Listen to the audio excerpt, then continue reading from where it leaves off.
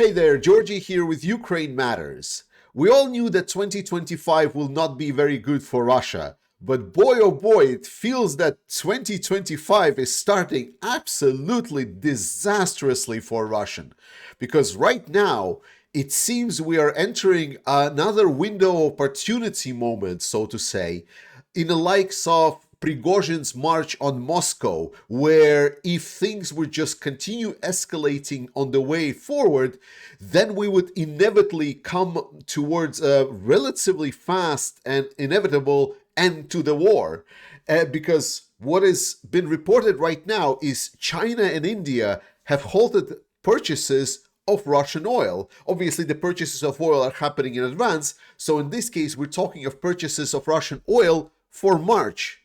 But the citing reasons for why they are doing so is because it's just expensive. Because the sanctions that have been put on Russia are finally costing India and China too much that they are considering whether they should buy Russian oil at all.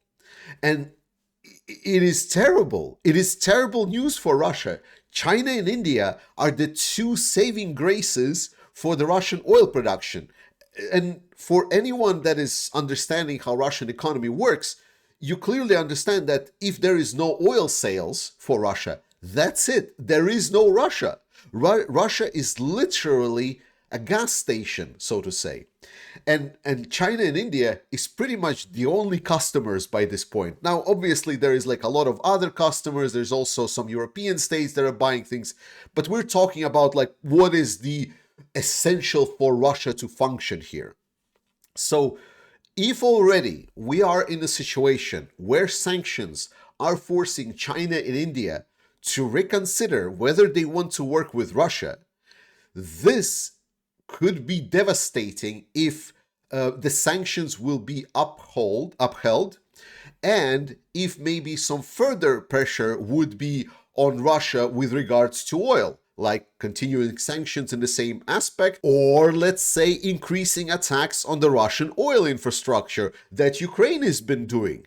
Ukraine, with all of the recent statistics, have come out very, very strongly against the Russian oil production. We've heard that some of the factories and refining facilities of Russia, we're talking about 5 to 10% of total capacity, have been by now taken out by Ukraine, which is pretty impressive. That is significant. Russia losing 10% of their refining capacity already creates big problems for Russia. And if this is just going to continue, well, that's again not great news for Russia at all. Russia is essentially dependent on their oil production. And again, the pressures keep accumulating. Moreover, we are talking about also Trump, and I know it's an arguable topic, like what he's doing and how he's doing it, but he came out to Saudi Arabia and OPEC to ask them, would they please consider increasing the production of oil so there is more pressure on the price, so the price would go down, and then would essentially leave Russia hanging. Because remember, if sanctions already are causing Russian oil that Russia sold to China and India with discount to not be purchased because it is expensive to pay for all of these schemes to circumvent sanctions. Now, if you add to this Ukrainian strikes on the Russian oil capacities, and so far, obviously, what Trump has proposed with OPEC increasing their production, but he will still go to Saudi Arabia for in-person talks and maybe make some kind of deal. The fact is that he's showing that there is interest in that. Like, the point is that he's interested in seeing if there is a possibility. If all of these things continue happening, then very rapidly we might see Russia losing their ability to literally generate money, which leads us inevitably to Russia not only running out of money, they're already running out of money, but like inevitably collapsing to ending the war if they want to continue being a country altogether. But the bad news don't stop, because China is stabbing Russia in the back once again. China has refused a pretty big grain deal from Russia, which is, again, a very, very important thing for a lot of the Russian farmers. A lot of the Russian exports have been cut to a lot of other markets because Russia has been stealing Ukrainian grain, and they have been mixing that stolen Ukrainian grain with their own grain, so there was sanctions on Russian grain production. And Russia was selling a lot of that grain to, for example, China. And now China says, well, we don't really need it. Like, we're good, man. So another stab in a bag for a little midget over here. But things are not looking good also in other places. Syria. Now, for Syria, we obviously celebrated when Russia and the Assad regime has lost Syria. But when some clear heads came out and said that the new regime that came to Syria, they will probably try to look for some kind of renegotiated solutions for Russia. That potentially they would even let Russia keep their bases in Syria if Russia will pay them enough money. Well, now it seems that so far they are not being very successful. Just recently, we've seen satellite images of Russians piling up their resources on the docks and already loading them up to the ships. So it seems that they could not get an agreement with the modern Syrian government to keep their bases in Syria, at least for now. Now, Russia did send diplomatic missions to Syria, and the outcome of those talks so far seems that give us money or else you will not get anything. So the Syrian government, the new one that came to power there, is asking Russia to say, we're sorry that we bombed you, and pay reparations for what they did in Syria. Russia doesn't really have a lot of disposable income. So unless they're going to shill up a lot of money, and I'm pretty sure this new Syrian government is asking for quite a lot. So unless Russia is going to be okay putting a lot of money on the table, there is not going to be any future for them in Syria. Let's turn our attention to what is happening in Ukraine. The biggest news of the last week was the appointment of Miko Dropati to be the commander of the eastern part of the front line for Ukraine, the Khortytsa. And Miko Dropati is just super Chad. He is a legendary commander. He is an absolute legend. He has been so good, in fact, that he already during this full-scale invasion has done miracles for the Ukrainian military, and he has been elevated since then more and more, and it's good to see him in this new position. So right now, Miko Dropati is combining in itself both the being a commander of the land troops of the Ukrainian armed forces and the commander of this eastern defense line, the same position and the same competencies that General Syrskyi, the current commander-in-chief of the Ukrainian army, had before. So basically, right now, with this new appointment, Miko Dropati is, you can say, the second person in charge of Ukrainian military. He has very broad competences. And if you don't know who Miko Dropati is, and just like how big of a legend he is, well, here is a video of 2014. This is when Russians only sent in like Girkin and his proxy forces to Ukrainian cities. This footage is from Mariupol, when these Russian forces tried to take over Mariupol. So they tried to get some kind of local militias or local unrest going, and they even got some people to build up barricades. But there were some people in the Ukrainian armed forces that resisted that activity and protected the independence of Ukrainian cities, and that was what prevented Mariupol of becoming another city that Russia captured during that time. And he got people, and he was the commander of the infantry fighting vehicle that you will see here on this video. So on this video, you will see that Miko Dropati is the commander of the infantry fighting vehicle that just slammed through this barricade that the Russian forces built up. up, and he cleared the road for the other vehicles to get through and protect the takeover of the city of Mariupol. But more than that, we see that there are significant changes inside of the Ukrainian militaries that have been asked for so long. President Zelensky came out that Ukraine will start to adopt the core structure of the Ukrainian military, something that a lot of high-ranking Ukrainian commanders have been asking for so long. To put it in a very, very simple terms, so far the main point of Ukrainian organization is a brigade. Brigade is a formation of military units that is about 5,000 men strong, with different parts of that brigade, the artillery parts and so on. And that is the main unit of operation of the Ukrainian military. The issue is that Ukrainian military, right now, if we're talking about the active personnel, active military personnel, is over 250 plus thousand people, and plus additional supporting personnel, logistics, and so on. But if we're talking 250,000, and that is all divided into these brigades.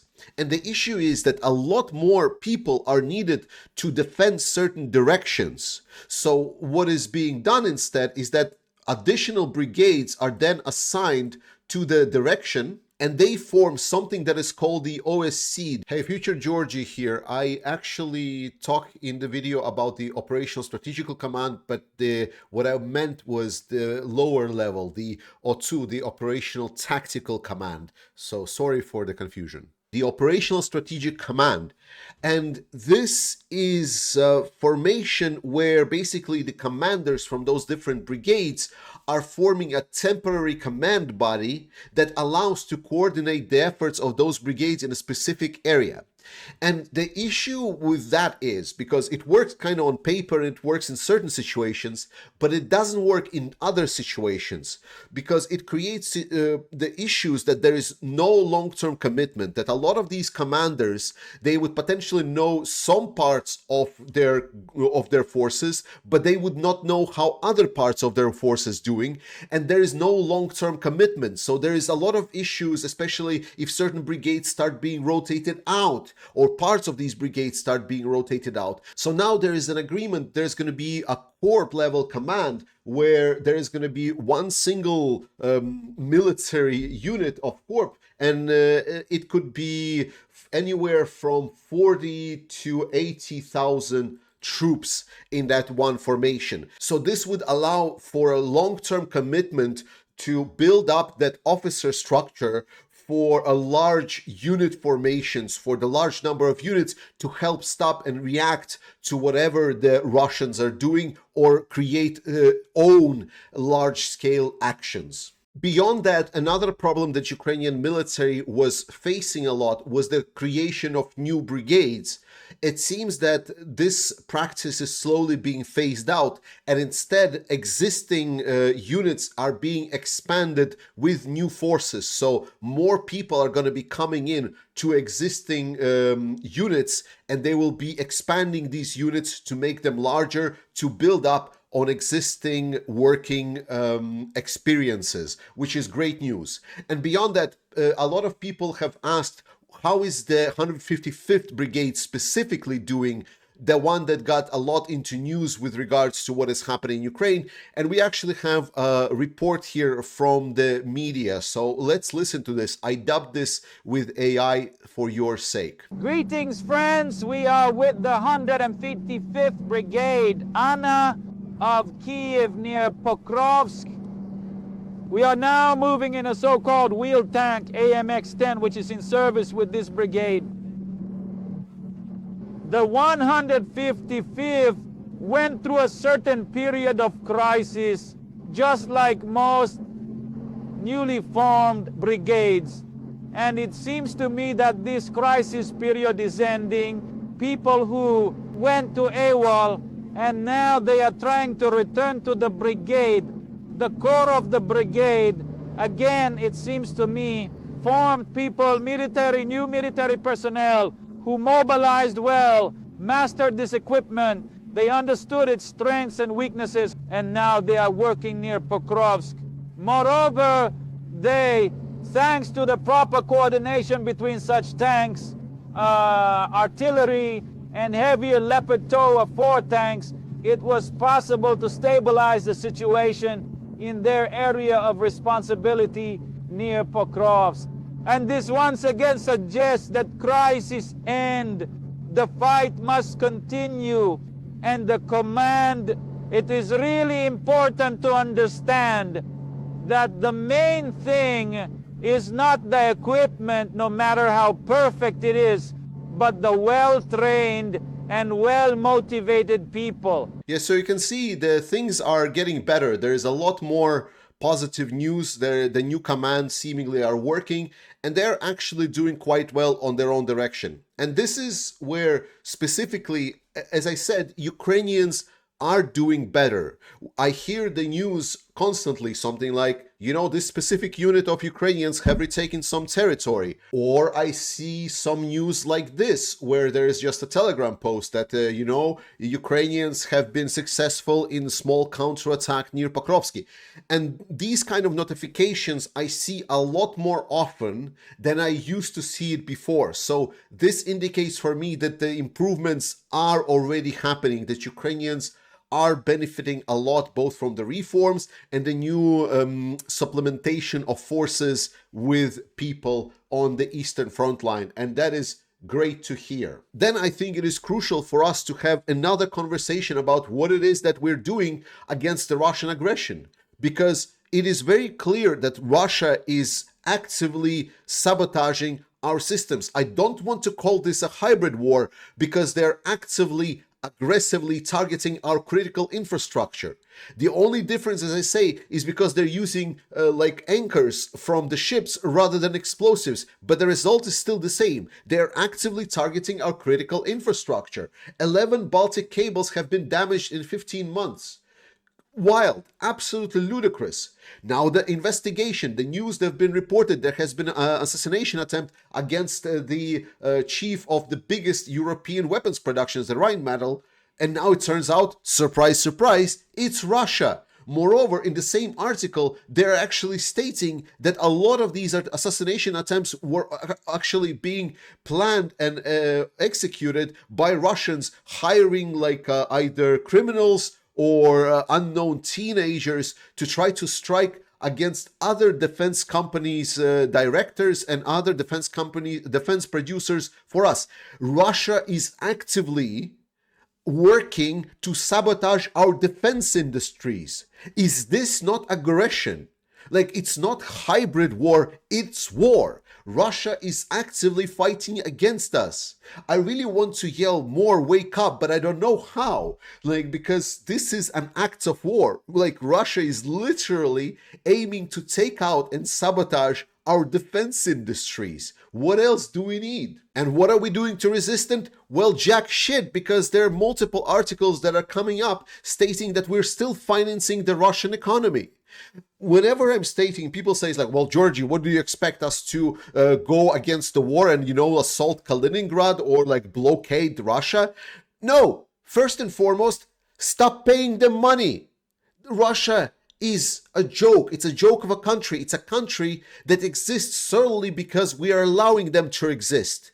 And we are pretending like they are some kind of great state, whereas they're just a facade. And if we stop pretending, if we actually take care of our own business, and we actually understand that Russia is definitely not a friend, and we cannot just go on and continue our economic business with them as usual, then suddenly a lot of these things would stop happening, because Russia would not have the monies. And then let's turn to talk about how bad Russia is doing. Except it's not going to be me talking about it, it's going to be the Russians themselves showing and talking about it. Because recently I felt that there is a lot of disconnect with how I am talking about Russia and how a lot of the people are responding to me. It feels that people thinking that Russia is doing all so well. So let's turn to Pavel Gubarev, probably one of the most prominent the pro-Russian sentiment spreaders since 2014. This guy was the person that started spreading the Russian world to the Ukrainian territories. And let's see what he's talking about now. So it's not going to be me speaking, it's going to be him. A bureaucratic machine created by Serdyukov and Shoigu and not changed by Belousov, because Belousov appears to oversee only budgeting and war economy issues.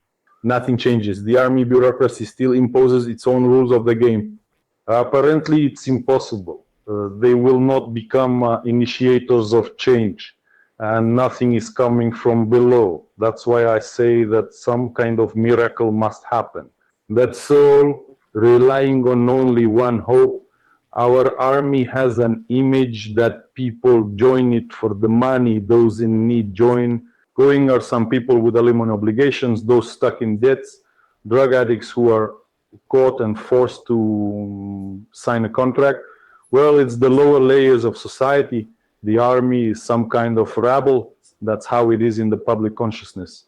I mean, if you walk down the street and ask around, there anyone will tell you that the army is a meat grinder, you must not end up there. It's like a surf army. People know that. Even the cashier at Pyaterochka will tell you why you shouldn't join the army. Such an image has been formed by Russia's enemies, by those who control the army, because this image didn't appear out of nowhere. There are factors that shape this image, and partly it's true. So as you can see, Russians themselves are not saying that they're doing that hot. Moreover, let's look at something else. There has been a discovery of a whole Russian camp where they are preparing their personnel that run AWOL to go attack Ukrainian position by force. And there has been countless video. There has been a video of Russians just walking around this camp and seeing some of the Russian troops just being chained up and being prepared until they get delivered to Ukraine to assault. There have been videos, further videos of Russians just being taken in a truck towards Ukrainian positions. As you can see on this video, they are being chained up with handcuffs to get delivered to the front line, and they are telling behind the scenes that they are going to the assault positions. That is the face of the Russian military. This is how they are able to continue sustaining their attacks against Ukraine. And it's not because of the good life. It's not because there are countless Russians standing in line to sign the contract and go attack the Ukrainian positions. No, they are running low on resources, because whatever we're doing, the efforts that we're making to make sure that Russians turn to this situation where instead of running their military armored vehicles, they are now forced to transfer a lot of their efforts to the civilian vehicles that have less than stellar battle capacities. That is all thanks to you and your effort that you can continue supporting the Ukrainian armed forces. And we on this channel are doing so very actively. So please participate in our fundraiser for the Ukrainian armed forces. We are already 115,000 towards the 250,000. It is going to be 25 great trucks for the Ukrainian armed forces. Support the Ukrainian armed forces. Help them destroy the Russian aggressors so they will never even consider coming back. I love you. Slava Ukraini, and I will see you next time.